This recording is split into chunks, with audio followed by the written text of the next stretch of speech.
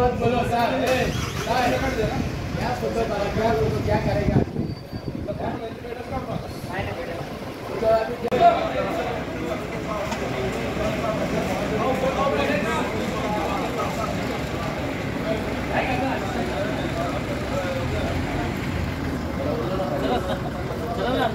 गाड़ी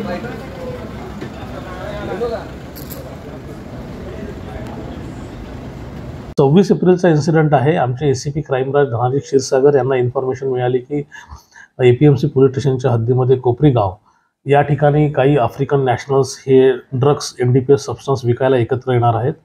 त्या अनुषंगाने त्यांनी त्यांची टीम फॉर्म करून पीआय घोरपडे आणि त्यांचा बाकी स्टाफ यांच्यासोबत त्या ठिकाणी रेड केली।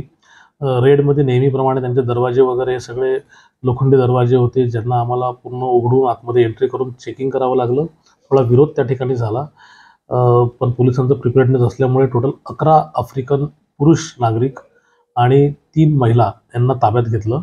तीनही महिला ज्या आहेत त्यांच्याकडे विजाची मुदत संपल्यामुळे त्यांना लिव्ह इंडिया नोटीस दिली आणि 11 जे पुरुष आफ्रिकन नॅशनल्स आहेत त्यांच्याकडे टोटल 1600 ग्रॅमपेक्षा जास्त कोकेन, जवळपास 97 ग्राम एवढं एमडी आणि 46 ग्रॅम एवढं एमडीएमए मिळालं, ज्याची आंतरराष्ट्रीय बाजारामध्ये किंमत जी आहे ती 16 करोड रुपयेपेक्षा जास्त आहे।